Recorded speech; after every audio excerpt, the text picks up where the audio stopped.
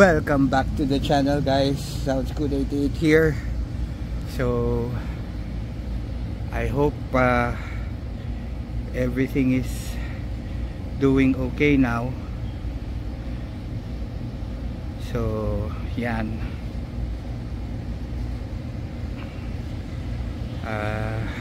yung X-Max natin, yan, sorry kung ano na napindot.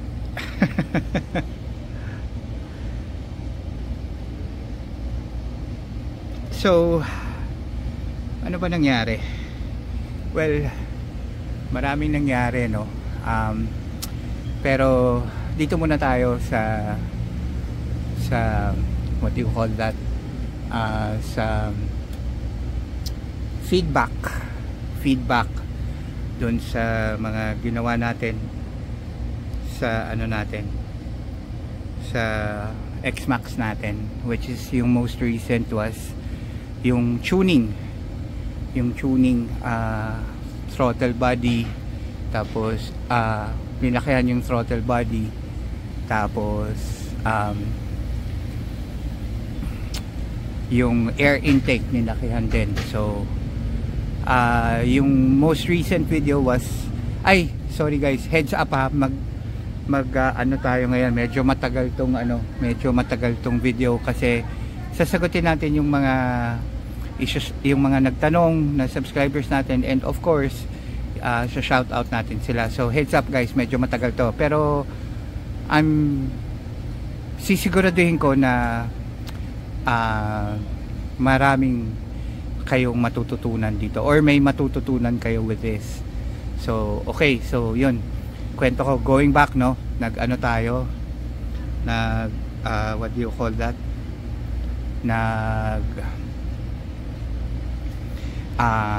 ride tayo. So nagpunta tayong Tagaytay via Cabiang. So Cabiang muna, tapos Tagaytay. So yung familiar doon sa Tuy, Batangas, meron kasing doon, merong what do you call that, na mahabang kalye. So I was able to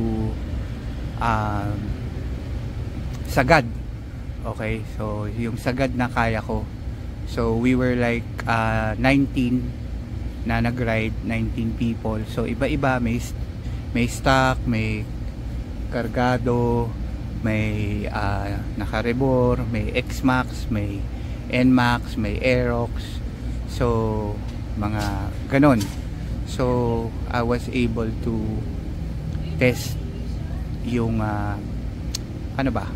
yung capacity, or yung full potential nung ginawa nating, yun nga, A-Racer, throttle body, tapos air intake.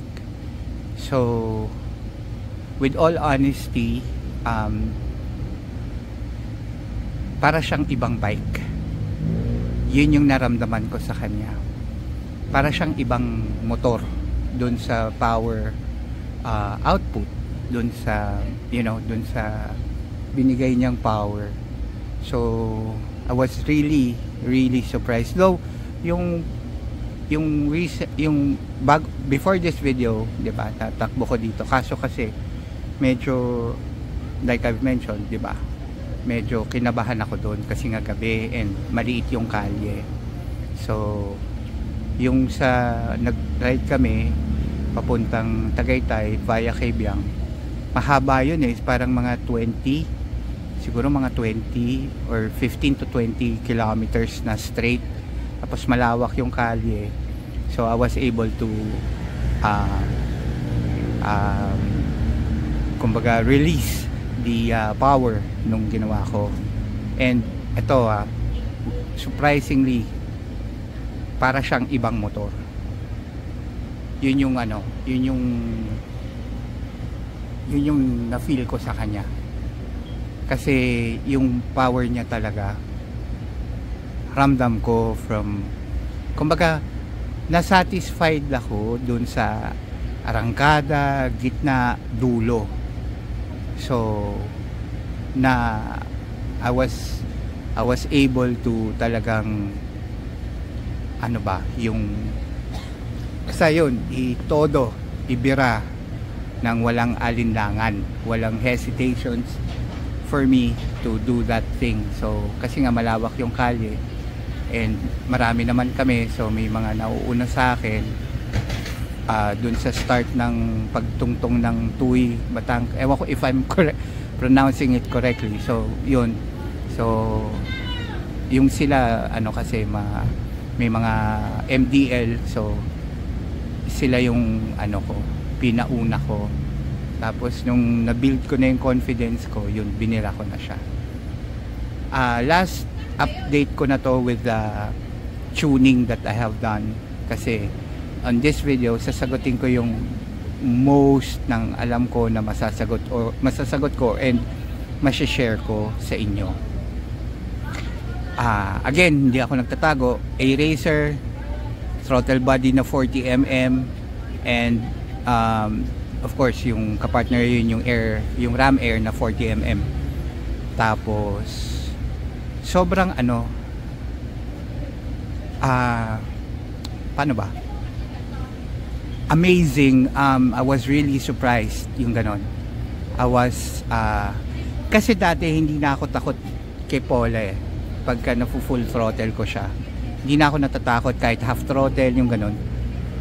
Hindi na ako natatakot kasi sa kanya, kasi like yun nga, over familiarity, na outgrow ko na yung power niya.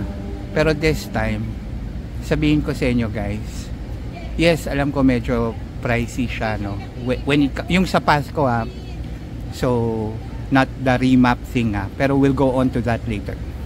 Dun sa ginawa ko, palit racing ECU, yun nga, and ito talagang malakas. Talagang nasiyahan ako. I was satisfied. Kumbaga, tumayo ulit yung balahibo ko, bumalik ulit yung nervyos ko sa lakas niya. Tapos, ang good part pa doon is kumbaga hindi pa lapat yung belt ko, kasi before kami nag-ride, nagpalit ako ng belt kasi nga parang 2 years or 3 years ganon yung lumang belt nito. I mean, from the last time ko siya pinalitan. So sabi ko, I thought na dahil naramdaman ko nga yung power and all, so sabi ko might as well have it changed, kasi nga para syempre, di ba, iba na yung power niya So that's what I did. So pinalitan ko na. So sabi nung well, di ba, alam naman natin pag bagong belt, hindi pa siya lapat masyado dun sa torque drive, dun sa pulley and drive phase. So may break-in period pa yon. So parang 2 days before kami mag-ride, pinakabitan ko, tapos hindi ko na siya ginamit, then rinide ko na siya ng nung after 2 days diretso na kami ng alam mo, surprisingly alam ko may break-in period pa yung belt, pero sobrang satisfied ako. Shout out ulit kay Sir Michael ng Team Takeshi ba yun? Tama, Sir Michael ng siya ang tuner nito. Sobra MTRT si Sir Michael. Sir Michael, shout out sa'yo if you're watching. Sana napapanood mo to, because sobrang satisfied talaga ako. As in, I'm trying not to really hype it yung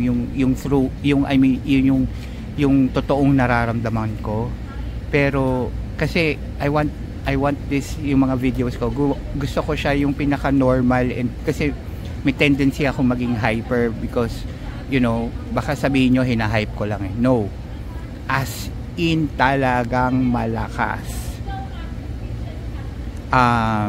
Parang yung sabi nung mga ibang tropa na kasama ko, kasi I wasn't able to look at my speedometer, my panel gauge, kasi gabi yun, tapos yun nga, yung takbuhan parang nasa 150, 155 pataas So yun ang sabi nila sa akin, ang parang parang 150, let's say 150 ganun. So nalampasan ko pa sila. And yung Tagaytay via Cabiang, pataas kasi yung Tuy ba yun? Pataas kasi yun ng konti. So may may pigil pa ng konti. So Pero regardless guys, sobrang iba, as in sobrang wow. Alam mo yung parang ganito na lang guys ha, kung alam ko lang na ganito yung resulta na itong ginawa ko, matagal ko na siyang ginawa. Ganon ako ka satisfied. Okay guys, so nung pauwi kami, wala na, kasi I was able to prove it to myself kung paano ano yung performance niya. Kumbaga kasi kino-compare ko, ako kasi I'm not comparing myself to other people or to other X-Max owners. No, kino-compare ko siya sa sarili ko, sa dati niyang performance, sa dati niyang takbo, yung pagiging responsive, yung arangkada, gitna, dulo. Kasi syempre motor ko yan eh, diba? Motor natin yan eh. Alam mo takbo niyan pag may nagbago dyan or something. So kinompare ko yung takbo, kasi yung madalas kong sinasamahang ride pag nagra-ride yung group, yan, Kabyang, then Tagaytay. Kasi nga because of the masarap, may twisties, may straight, kumbaga all in attack. Tsaka yun nga, hindi naman ako nag-long ride, talagang long ride. Yung mga ganyan lang, mga 200 kilometers, okay na ako dun, masaya na ako dun. So yun guys, sobrang saya. Yun lang yung masasabi ko, sobrang satisfied. Yun. So ngayon, maraming nag-message, maraming nag-PM, nag-message, nagtatanong and all. Ngayon, this is the chance na sasagutin ko to guys. Okay? This is the chance na sasagutin ko to. So okay guys, ito from DRM Ramos. Okay, I hope you're watching. Okay, so ang tanong niya is fuel consumption. Okay, fuel consumption. So ano yung difference ng stock ECU and fuel consumption? Okay, number one, nung sabi ko nga earlier, madalas ako Kabyang, Tagaytay or Tagaytay, ganyan. Ang fuel consumption ko before was 28.8. Excuse me, kasama na yung walwalan or yung testing ng power, tapos kasama na yung chill ride, tsaka yung chill ride lang, 28.8. stock ECU, stock throttle body, stock stock air, ram air, stock yon. So 28.8. Tapos nung nag-tune ako, naging 23 point something. Yun ang naging consumption ko, walwalan and chill ride. So malaki yung 5 or 6, or syempre I don't know kung accurate yun pero according to dun sa fuel consumption ko hindi ko alam kung paano manually i-compute yun eh. So that's what I did. So nag-base lang ako dun sa fuel consumption ng X-Max. So nasa 5 to 6 kilometers ang nabawas. Okay. Pangalawang tanong. So yun yung consumption. Pangalawang tanong, malaki bang factor yung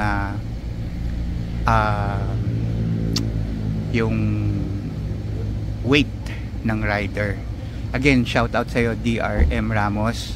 I hope tama yung pagkabasa ko doon. So of course guys, of course, actually hindi lang kay Mr. Ramos to, meron din mga iba pang nagtanong doon sa ibang post, sa ibang subscribe.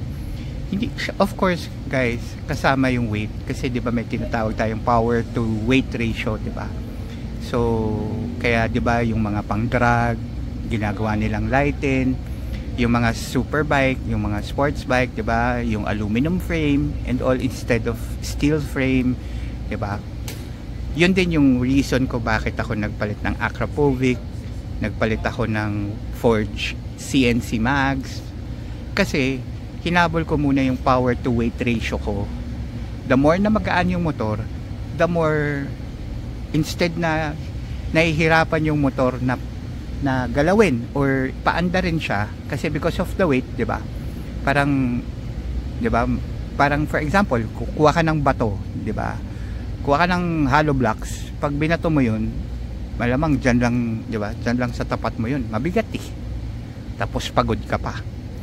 Kuha ka ng pebble or jolene, which is mas magaan dramatically, mas mababato mo siya ng malayo, hindi ka papagod. Same concept yun with engine and motor vehicles.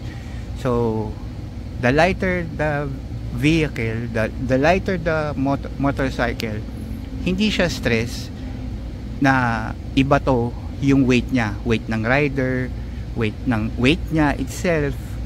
So instead na mapupunta yun dun sa weight niya, i-convert niya yun into power. Kasi mas madali na niyang paandarin yung ako tsaka yung sarili ni Paula, 'di ba, yung motor itself. So yun, so malaking factor yun eh, yung mga ganon, yung kumbaga katulad niya, nagbawas ako ng yung Acra, parang 2 kilos ba o close to 2 kilos yung difference from the stock. Yung CNC Forge na Moss, parang 2 to 3 kilos din yata yung difference nila, both. So ilan na yun? Parang 5, conservative 5 kilos. Napakalaking ano yun, napakalaking advantage nun to converting it into power.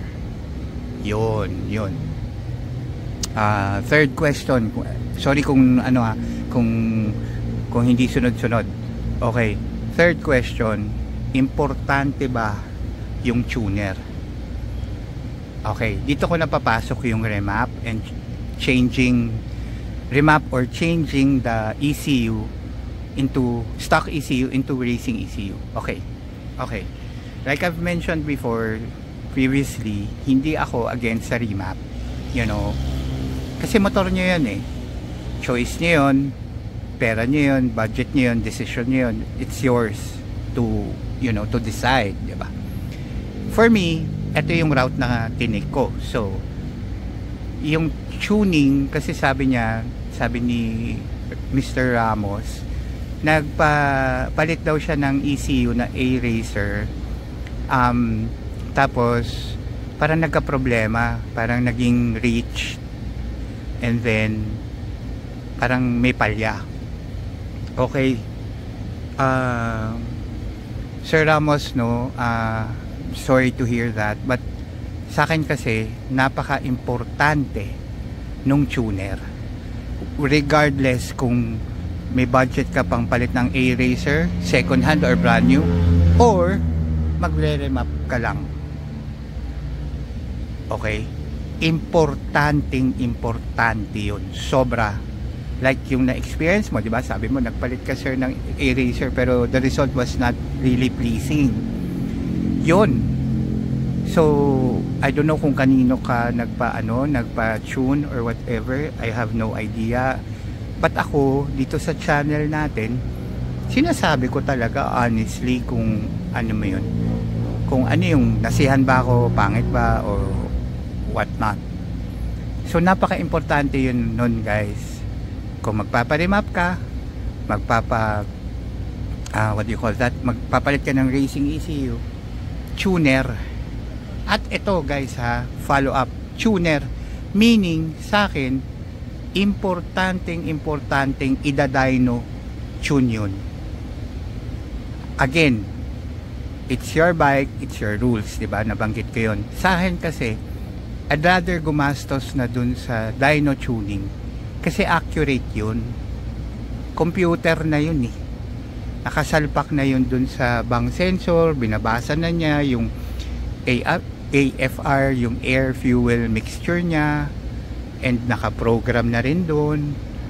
So yun, kasi lalabas yun dun sa graph, diba? Yung sa screen, diba? Ang daming screen nung tatlo yata yung screen na ginamit sa akin. So ganoon. So yun, walang I'm trying not to offend anyone, if you would notice, walang chamba dun. walang tsamba doon kasi computer na mismo yung ano eh, yung nagbabasa doon eh. So for me, doon ako. Yun lang nga guys, medyo pricey kasi nga gagamit ka ng aparato, gagamit ka ng machine, gagamit ka ng knowledge. Ang binabayaran mo doon yung knowledge nung tuner, yung aparato, yung dyno, you know, of course, kumbaga magbabayad talaga tayo doon, 'di ba? Yun yung sa akin. Hindi siya, etong journey ko na to, hindi siya madali, hindi siya mura, you know, talagang gagastos ka, especially with this, I mean with X-Max, kasi bakit? Kasi hindi naman siya yung, kumbaga middleweight kasi to eh, 'di ba? Ang next na nito T-Max, so middleweight kasi siya eh. So technically talaga iba yung presyo ng belt, yung maintenance, yung gulong, you know, yung oil, you know, those things, panggilid, pulley, mas malalaki yung I'm sure yung makaka-relate sa akin dito, yung mga may X-Max, 'di ba? Ang laki ng pulley natin, ang laki ng drive face, 'di ba? Ng, you know, everything, yung panggilid, kasing parang plato eh. Ganun. So talagang mahal talaga siya. Hindi siya normal. Yung belt, magkano? Nasa 2,000. Unlike sa mga yung smaller displacement, nasa 800, 900. Doble, minsan triple pa yung pyesa nito. So, ganun talaga. Kasi nga, middleweight siya. Hindi siya dun sa ano, hindi siya, how do you say that? Hindi siya parehas. Parang kotse rin, di ba? Meron kang Mirage, tapos kukumpara mo yung let's say Montero, syempre magkaiba yun, di ba? So the bigger the bike, the bigger the, you know, vehicle, mas malaki talaga yung maintenance niya. So yun yung sinasabi ko earlier. Okay, last question niya, tapos may iba pa tayong sasagutin. Okay, yung RPM. Okay, RPM, sabi niya, ano daw yung RPM ng stock ECU compared to A-Racer. Okay guys, ito, dun sa mga hindi pa nakakaalam, ang sikreto ng scooter, kahit anong scooter, is RPM. Kailangan niya mag-build up ng RPM para lumakas siya. Okay, so yung RPM nito tumaas talaga. I mean, paano ba tumaas? Paano ko ba? Kasi tinanggal na yung limiter eh. 'Di ba nung sabi ko nga nung previous video, lahat ng sasakyan, yung Civic na yan, lahat ng nakikita niyo yung sasakyan, pag stock ang ECU niyan or computer box, may limitations lahat yan. May limitations lahat yan. Galing kahit anong manufacturer, may limitation yan. Kasi yun nga, sabi ko na meron kasi silang, they need to follow certain rules dun sa speed, sa RPM. So bago nila ilabas yan to the public or sa atin, sa consumer, may ano talaga, may limitations talaga. So yung RPM nito, wala na siyang limitation. So feeling ko, as in yung RPM ko parang nasa 7,585, 9,000 siguro nung, kasi nga hindi ko na tinignan yung panel gauge ko nung time na yun eh. Kasi nakafocus na lang ako sa kalye. So that's what I did. So yung RPM, wala talagang, wala siyang limit. Siguro sasagad to, I guess, you know. Yun yung ano. Okay, so I hope Mr. Ramos nasagot ko yung tanong mo. And if in case meron ka ulit mga tanong or whatever, yun, alam mo na, comment kayo guys. Okay, ngayon may iba pa nagtanong, sir, okay ba ang naka ECU pang daily regardless pa kung ano yung scooter nyo or motor nyo? With all honesty guys, depende yun eh. Kayo makakasagot nun. Ako, nandito lang ako to give feedback, 'di ba? Like ito, aminado naman ako sa inyo, hindi ko siya daily driven. Kasi wala akong time to do that. Wala akong oras na kunyari may lalakarin ako or what. Nagkokotse kasi ako. So, nagfo 4 wheels ako. So sa akin, daily driven, pang short ride, number one, pricey siya. Kung palit ECU tapos sasabihin nyo pang daily. Kung ang tanong kasi dun, ang bottom line question kasi, kaya mo ba yung budget tapos pang daily mo? Kasi number one, yun nga, tataas sa gasolina. Syempre, pagka daily driven, mas malaki ang wear and tear, meaning yung maintenance mo. Kung ang maintenance ko is every, sabihin mo ng 6 months or whatever, change oil or bola or ganyan or 1 year, kung daily driven sa inyo, kung ano yung riding habits nyo, paano nyo gamitin yung motor and all, yung riding habits, meaning kung paano kayo mag ano ba kayo, chill ride lang ba kayo o gitna lang, minsan chill ride, minsan bira, minsan hataw, or talagang hataw ka naman talaga. Yun. So ang makakasagot nun guys, kayo, nandito lang ako to share information, knowledge, kung ano yung journey ko. So kayo makakasagot nun kung kaya ba kung kaya nyo ba yung maintenance nun and yung price. Yun yung pinupoint out ko. So kung kaya nyo naman at daily driven o ganito, yun, then you go ahead. Pero I'll go back to the thing that I mentioned earlier. Ang sikreto po talaga yung tuner, and of course yung dyno tuning. Kasi hindi magsisinungaling yun walang tsamba doon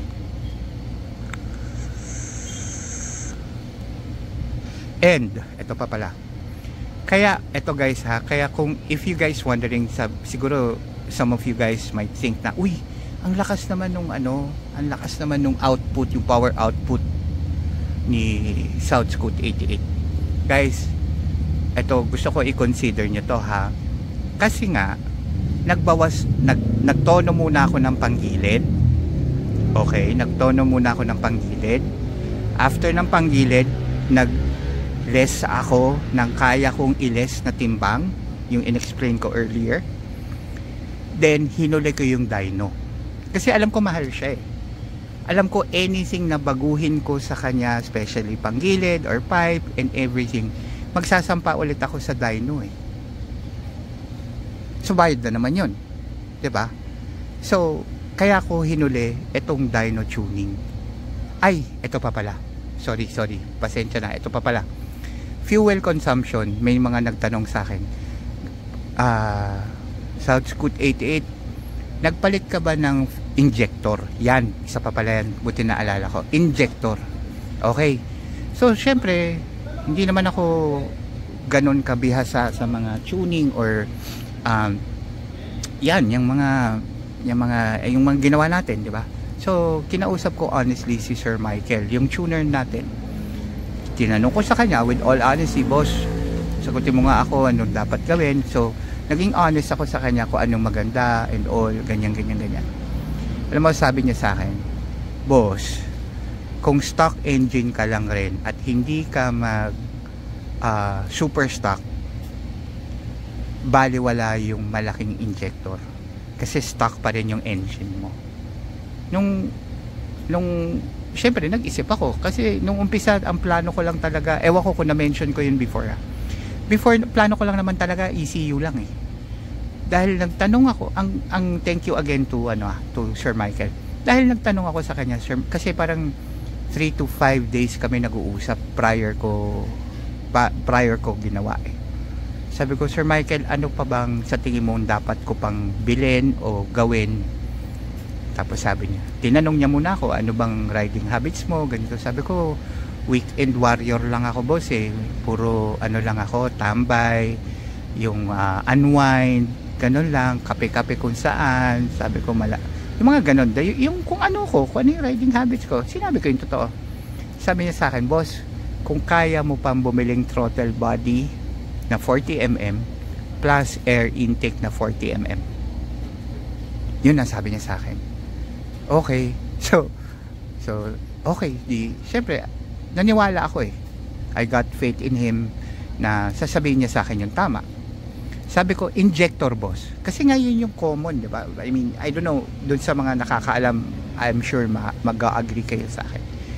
Sabi niya, hindi mo, yun, dun na niya sa akin sinabi, boss, hindi mo kailangan ng ano, unless na magkakarga tayo ng makina mo, doon ka lang magpapalit. Kasi kahit kahit anong gawin natin outside the engine, stuck pa rin yun eh. May sense, di ba? Oo nga naman, may sense. Yung throttle body lumaki siya, yung ram air lumaki siya, kaya i-adjust ng ano yun eh, ng ECU eh, which they did. So, and stuck pa yung ano ko stuck pa yung injector ko, and yet still lumakas pa rin siya sa gasolina. I don't know kung dinagdagan niya yon to compensate. Well, I'm sure dinagdagan niya yung injector, yung bato. I don't know kung ano ng technical term for that, to compensate yung mas malaking hangin. And guys, yung air filter ko pala free flow yan na Hurricane. Yung dalawang air filter ng X-Max. Hurricane yan, free flow yan. Kasi the more air, the more power. So nung na fine tune, yun na tsambahan po na sakto natin yung timpla.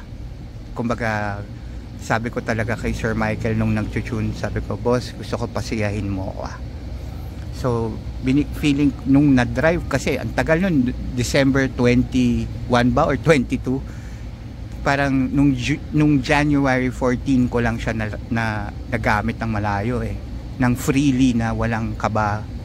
Meron pa rin of course, pero alam mo yun, mas kumbaga mas kampante.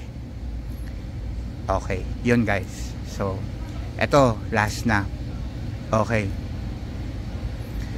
ang advantage ng na-tune ng tama at walang ginawang anything sa displacement or yung whatever, mas safe siya. Okay, mas safe ito kasi pwede mo siyang ibabad. Kasi imaginein mo guys, yung nagawa ko nun nga, let's say sabihin mo ng 15 conservative, sabihin mong 15 o sabihin mo na lang 12, which is definitely mas mahaba. Sabihin mo na lang 12 kilometers yung TUI. Okay, sabihin mo na lang 12. 10 kilometers. Okay. Na nakababad ka. So, kumbaga, yun nga, nalabas yung full potential ng stock ng 300cc. Nalabas siya. Lumabas yung power kung ano man yung dapat niyang, yung tinago-tago ng Yamaha Yamaha company dito. Lumabas siya. So pwede mo siyang ibabad. Wala kang kaba. Basta yun lang, basta for sure maganda yung engine oil mo, walang diferensya, well maintained properly yung motor. Yun yung advantage niya. Okay, kasi stock yung makina niya pa rin So yun yung ano ko, yun pa pala yung isang sasabihin ko with sa journey natin. So yun guys, so yun yung ginawa ko. So again guys, I hope na sagot ko yung mga tanong nyo. So meron pa pala tayong pinaplano dito na naman. Definitely meron. So i-upload ko yun. Tapos may naka-line up tayo na bagong scooter. Inaayos ko lang yung schedule. Medyo magulo lang, you know. In a few weeks upload ko rin yun. So ano yun, medyo hindi high end na scooter yun. So i-vlog natin yun. So watch out for that. And of course yung hindi ko pa nga na-follow up yung showy na Marc Marquez natin na Xperia 3 ibabanggitin ko na lang yun sa pagsasama-samahin ko na lang.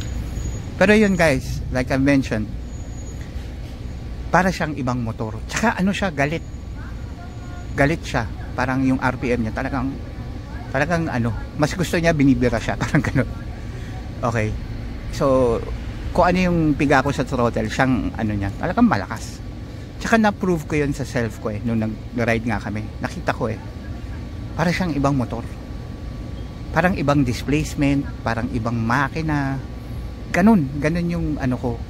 I'm trying to hold myself na, you know, to be calm every time I talk to you guys. Pero talaga, promise, pag yan na-tune ng maayos, kung ano man, kung na-remap man or palit ng ECU guys, tapos na-match nyo yun nga, yung panggilid, yung CVT, nakuha nyo yung tamang tono, nagkaroon kayo ng chance na to have it yung power to weight ratio, magbabawas kayo ng timbang as much as possible, kung ano lang yung kaya and all, like yun nga, yung sa akin, yung ginawa ko, di ba?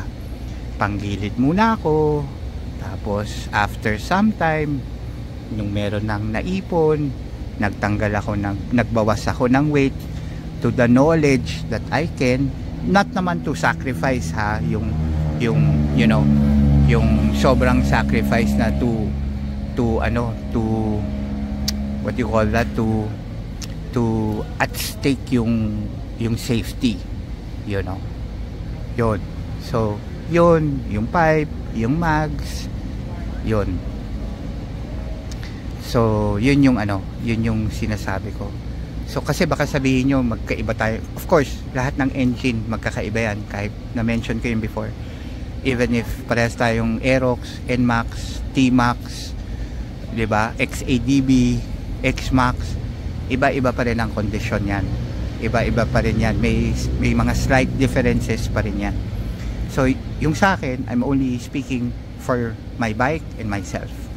Kung ano yung nalaman ko, ano yung nakita ko, ano yung naramdaman ko, ano yung nagbago, yun.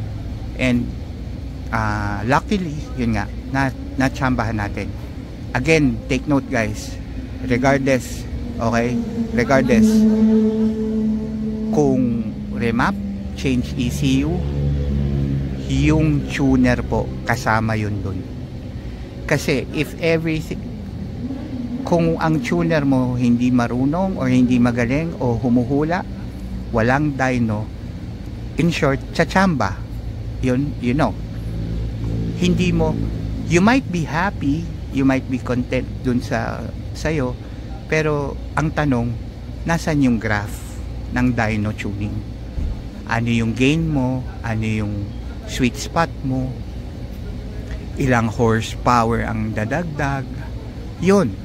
Kumbaga, what I'm trying to point out is, it composes of a lot of things. Before ako nag-arrive dito sa nakikita nyo kay Paula sa harap nyo, ang dami kong ginawa, which is hindi ko pinagdamot or hindi ako nag-secret or whatever. Sineshare ko sa inyo kasi yun yung journey ko na sa tingin ko okay. Ngayon baka may magtanong pa, Sir South Scoot 88, magsusuperstock ka ba? Alam mo, sasabihin ko sa inyo, ayoko magsalita ng tapos, pero as of tong performance na binigay sa akin ni Paula, masaya pa ako eh. Sobrang kabado pa nga ako eh. Sobrang contented ako sa kanya, sobrang sulit, sobrang lakas pa niya for me as we speak. Ganon siya sa akin ngayon. Sobrang lakas niya for me, sobrang power niya sa akin. Masaya ako, kontento ako. Superstock, well, we'll see in the future, tignan natin. Pero as of now, sobra po akong masaya sa performance niya. Sobra po. Sobrang napapangiti ako sa helmet, as in kinikilig ako, ganung tipo. Ganung ano niya. So guys, sorry, pasensya na ha, sobrang haba ng video. Gusto ko lang mag-share, gusto ko lang maging transparent sa inyo. So again guys, meron tayong plano ulit gawin dito. So sasabihin ko yun sa next vlog ko, and i-share ko sa inyo yun ulit kung may bad or you know whatever na nakikita ko. Okay, so a-update ko kayo dun, and of course yung may mga iba pang motor to you know to have it featured dito sa channel natin. Okay guys, so sorry pero I hope you guys enjoyed it, and sana may natutunan kayo kahit papano. And again guys, kung meron akong hindi na cover or na answer na questions, please don't hesitate, post lang kayo doon, comments, sasagutin ko basta sa scooter or pagmumotor, whatever. Thank you again guys, especially to the new subscribers who subscribe to my channel. Thank you talaga guys, thank you talaga. Always drive safe, okay? Enjoy the ride. See you around guys. South Scoot 88. Thank you.